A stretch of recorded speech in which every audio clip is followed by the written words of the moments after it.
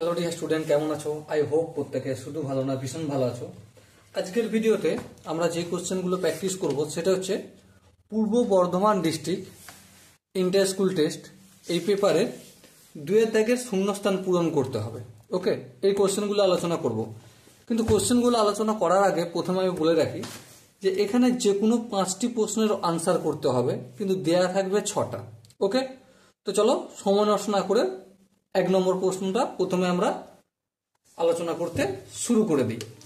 1 নম্বর কোশ্চেনটা 2 দাগের 1 নম্বর কি বলেছে দেখো, এক ব্যক্তি ব্যাংকে 100 টাকা জমা রাখেন, 2 বছর পর সমূল চক্রবৃদ্ধি পেলেন 121 টাকা, বার্ষিক সুদের হার %। দেখো, আমরা চক্রবৃদ্ধি সুদের একটা ফর্মুলা জানি, কি সুদ আসলকে আমরা এ ধরি, এ ইকুয়াল টু প্রিন্সিপাল মানে আসল মাল্টিপল 1 প্লাস আর বাই 100, আর এখানে এন হয়। এ মানে সুদ আসলে কত টাকা পেয়েছে? 121 টাকা, বেশ লিখলাম। প্রিন্সিপাল কত টাকা? 100 টাকা লিখলাম, ইন্টু 1 প্লাস আর বাই 100, আর এখানে এন এর জায়গায় কত লিখবো? 2 বছরে সে কবার চক্রবৃদ্ধি পেয়েছে? 2বার পেয়েছে, তাই এখানে আমি 2 লিখবো। ওকে, এবারে ধ্যান দিয়ে লক্ষ্য করো, 100টা সমান এদিকে আনলে কি হয়ে যাবে? 121 বাই 100, কারণ গুণ আছে, পুরোটার সাথে গুণ আছে, তাই অপোজিট দিকে আসলে ভাগ হবে, তাই না? আর ডান দিকটা কি? 1 প্লাস আর বাই 100 তার হোল স্কোয়ার রয়ে যাবে। এবার দেখো, স্কোয়ারটা যদি এদিকে আনি রুট হবে। এবারে রুটের ভিতরে 121 বাই 100 এর মানেটা কি? 121 যদি রুটের বাইরে বের হয় তাহলে 11 হবে, আর 10 যদি রুটের বাইরে 100 যদি রুটের বাইরে বের হয় 10 হবে। তাহলে এখানে স্কোয়ারটা তুলে দিয়ে আমি 11 বাই 10 লিখতে পারি। হ্যাঁ, লিখতে পারি, equal to 1 plus r by 100। এবারে এই একটা কিসের আকারে আছে? যোগের আকারে, সামনে যোগ চিহ্ন, অপোজিট দিকে নিয়ে আসলে বিয়োগ হয়ে যাবে। তাহলে 11 by 10 minus 1 equal to r by 100। আর একটু যদি ক্যালকুলেশন করি, দেখো লসাগু 10 হবে, 10কে 10 দিয়ে ভাগ হলে 1, 1কে 11 দিয়ে গুণ করলে 11, মাইনাস 10কে 11 দিয়ে ডাইরেক্ট 1 দিয়ে গুণ হয়ে যাবে, তাহলে 10 হয়ে যাবে, ইকুয়াল টু আর বাই 100। আর একটু যদি ক্যালকুলেশন করি, 11 থেকে 10 বিয়োগ করলে 1 হবে, 1 বাই 10। আর এখানে দেখো এই 100টা কিসের আকারে আছে? ভাগের আকারে, অপোজিট দিকে গেলে গুণ, সো গুণ আকারে লিখে দিলাম। এই শূন্য কেটে গেল, সো আনসার কত আসলো? আর এর ভ্যালু পেলাম আমরা 10। সো রেট অফ ইন্টারেস্ট কত পার্সেন্ট? রেট অফ ইন্টারেস্ট অবশ্যই 10%, অ্যান্সারটা লিখে দেবো। ওকে, আশা করি প্রত্যেকে কোশ্চেনটা, যদি বুঝতে কোনো জায়গায় অসুবিধা থাকে তো ডেফিনেটলি কমেন্ট সেকশনে জানিও। এবার দেখো 2 দাগের কোশ্চেনটা কি বলেছে, দেখো পুরো দেখতে হবে। প্রথমে কি বলেছে? বলেছে যে 3x square plus 5x minus 2 equal to 0, সমীকরণটির নিরূপকের মান নির্ণয় করো। নিরূপক কিভাবে নির্ণয় করা হয়? নিরূপক নির্ণয় করার ফর্মুলা হচ্ছে d equal to b square minus 4ac। এখানে a বলতে 3টা হচ্ছে a, আর b বলতে এখানে bটা হচ্ছে 5, আর c বলতে -2টা হচ্ছে c। ওকে, আর d মানে ডিসক্রিমিনেন্ট মানে নিরূপক। তাহলে অতএব নিরূপক সমান এই কোশ্চেনটা কোথা থেকে নেওয়া হয়েছে? এই কোশ্চেনটা নেওয়া হয়েছে দ্বিঘাত সমীকরণের চ্যাপ্টার থেকে। বি স্কোয়ার বলতে 5 স্কোয়ার, এই 5 স্কোয়ার লিখলাম, -4 ইন্টু এ বলতে কত? 3, এই 3 লিখলাম, ইন্টু সি বলতে কত? -2, এই -2 নিলাম। 5 স্কোয়ার মানে 25, মাইনাস মাইনাসে প্লাস হয়, 3 4 12, 3 2 6, 4 6 24, এই 24 লিখলাম। 25 আর 24 যোগ করলে কত হয়? 49। সো এটাই হবে আমাদের মান, নিরূপকের মান। Okay, so dear student, I hope এই কোশ্চেনের কনসেপ্টটা প্রত্যেকে বুঝতে পেরেছো। যদি কোনো জায়গায় বুঝতে অসুবিধা থেকে থাকে তো ডেফিনেটলি কমেন্ট সেকশন তার জন্য খোলা রইল। ওকে, চলো নেক্সট কোশ্চেন আমরা প্র্যাকটিস করব। কোশ্চেনটা কি বলেছে দেখো, প্রথমে আমরা মন দিয়ে 3 দাগের কোশ্চেনটা পড়ে নিই। বৃত্তের বৃহত্তম জ্যা এর লম্ব সমদ্বিখণ্ডক ওই বৃত্তের ড্যাশ। দেখো ধরো এই হচ্ছে বৃত্ত, ঠিক আছে, এর কেন্দ্র হচ্ছে ও। এবারে বৃত্তের বৃহত্তম জ্যা কোনটা হয়? ব্যাসটা হয় বৃত্তের বৃহত্তম জ্যা। হ্যাঁ, এবারে এই বৃত্তের এই যে জ্যা, বৃহত্তম জ্যা, এটাকে সমদ্বিখণ্ডক কে করবে? এইটা, এই বাহুটা।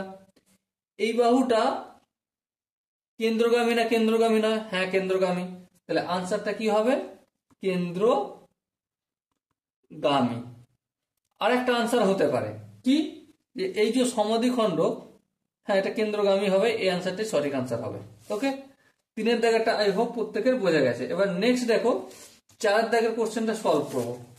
4 দাগের কোশ্চেনটা কি বলেছে প্রথমে পড়ে নি। 4 দাগের কোশ্চেনটা বলা হয়েছে আমাদের tan থিটা ইকুয়াল টু 4/3 হলে sin theta plus cos theta এর ভ্যালু কত? ওকে, প্রথমে আমরা sec square theta minus tan square theta equal to 1 করে নিলাম। তাহলে দেখো সেক স্কোয়ার থিটা সমান কত? Obviously 1 plus tan square theta. হ্যাঁ ঠিক। আরেকটু যদি ক্যালকুলেশন করে যাই তাহলে 1 প্লাস ট্যান স্কোয়ার মানে কি? 4 স্কোয়ার মানে 16, 3 স্কোয়ার মানে 9। আরেকটু যদি ক্যালকুলেশন করি 9, 9 একে 9 হবে প্লাস 16 হবে, যোগ করছি ভগ্নাংশ, আর কিছু করছি না। 9 আর 16 কত হয়? 25/9। এটা কিসের মান পেলাম? সেক স্কোয়ার থিটার মান পেলাম। স্কোয়ারটা অপোজিট দিকে গেলে কি হয়ে যাবে? স্কোয়ারটা অপোজিট দিকে গেলে রুট হয়ে যাবে, তার মানে এটা 5/9, 5/3 হবে। কারণ রুট 25 মানে কি বলো? রুট 25 মানে 5, আর রুট 9 মানে 3। ব্যাস, এটাই করলাম। এবার সেক থিটা এর অনন্যক কি? সেক থিটা এর অনন্যক হচ্ছে কস থিটা। তাহলে এটা কি হয়ে যাবে? 3/5 হয়ে যাবে। বোঝাতে পারলাম না মনে হয়, চলো আরেকবার বোঝাই। সেক থিটাকে আমি কি লিখতে পারি? 1/cos থিটা লিখতে পারি। হ্যাঁ, তাহলে 5/3। এবার দেখো cos থিটাটাকে উপরের দিকে যদি নিয়ে যাই কি হবে? 1/cos থিটা রয়েছে, এটা cos থিটা/1 করলাম, হরটা লব করলাম, লবটা হর করলাম। তাহলে এদিকটাও কি হয়ে যাবে? হরটা লব আর লবটা হর হয়ে যাবে। তাহলে cos থিটার ভ্যালু কত পেলাম? 3/5। ওকে, এখান পর্যন্ত আই হোপ প্রত্যেকে বুঝতে পেরেছো। এরপর দেখো একইভাবে sine square theta plus cos square theta equal to 1। তাহলে দেখো সাইন স্কোয়ার থিটা সমান কত? Obviously 1 minus cos square theta. এর কস থিটার মান কত? 3/5। স্কোয়ার মানে কি হবে? 9/25 হবে। একটু যদি ক্যালকুলেশন করি 25, 25 একে 25 মাইনাস 25কে 25 ভাগ 1, 1কে 9 দিয়ে গুণ করলে 9, তাহলে কি হলো? 16/25। 16/25 কার মান পেলাম? সাইন স্কোয়ার থিটার মান। তাহলে সাইন থিটার মান কত? স্কোয়ারটা অপোজিট দিকে গেলে রুট হয়ে যাবে। রুট 16 মানে কি? 4, আর রুট 25 মানে 5। তাহলে এবারে দেখো আনসার করব sign theta plus cos theta সমান কি? সাইন থিটার মান কত? 4/5 প্লাস কস থিটার মানে কত? 3/5। সো লসাগু 5 হবে, 4 প্লাস 3। সো আলটিমেট আনসার কত হলো? 4 আর 3 7/5। এটা হলো answer. Okay, so dear student, I hope প্রত্যেকে বুঝতে পেরেছো। চলো নেক্সট অঙ্কটা আমরা প্র্যাকটিস করব। 5 দাগের অঙ্কটা কি বলেছে প্রথমে আমরা মন দিয়ে পড়ে নিই। কি বলেছে দেখো, একটি লম্ববৃত্তাকার শঙ্কুর আয়তন ভি ঘন একক এবং ভূমির ক্ষেত্রফল এ বর্গ একক হলে উচ্চতা ড্যাশ হবে। দেখো আমরা প্রথমেই শঙ্কুর আয়তনের সূত্র কি জানি? শঙ্কুর আয়তন সমান কি?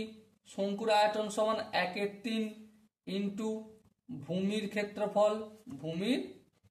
ক্ষেত্রফল ইন্টু উচ্চতা। ওকে, এবার শঙ্কুর আয়তনের জায়গায় আমি ভি লিখবো ইন্টু 1/3। ভূমির ক্ষেত্রফল মানে কি? ভূমির ক্ষেত্রফল মানে এখানে কোশ্চেনে দিয়েছে এ লিখলাম, আর উচ্চতার জায়গায় আমি এইচ লিখলাম। এবার দেখো 1/3টা অপোজিট দিকে গেলে কি হয়ে যাবে? 3v, আর এটা এখানে গুণ আছে, অপোজিট দিকে গেলে কি হয়ে যাবে? ভাগ হয়ে যাবে। তাহলে 3v/a equal to h। So এই আনসারটা হবে সঠিক। উচ্চতা সমান কি? 3v/a। ওকে, আশা করি প্রত্যেকে বুঝতে পেরেছে। এবার দেখো 6 এর কোশ্চেনটা কি বলেছে? যৌগিক গড় মধ্যমা সংখ্যা গুণমান হলো ড্যাশ প্রবণতা মাপক, কেন্দ্রগামিতা প্রবণতার একক বা মাপক। ওকে, এটা আনসার হবে। So dear student, I hope দুয়ের দাগের প্রতিটা কোশ্চেন তোমরা বুঝতে পেরেছো। যদি কোনো জায়গায় বুঝতে অসুবিধা থাকে, ডাউট থাকে, কনফিউশন থাকে, কমেন্ট সেকশন তোমাদের জন্য খোলা রইল। দেখা হচ্ছে পরবর্তী সেশনে। ততক্ষণ পর্যন্ত ভালো থেকো, সুস্থ থেকো এবং জয় হিন্দ।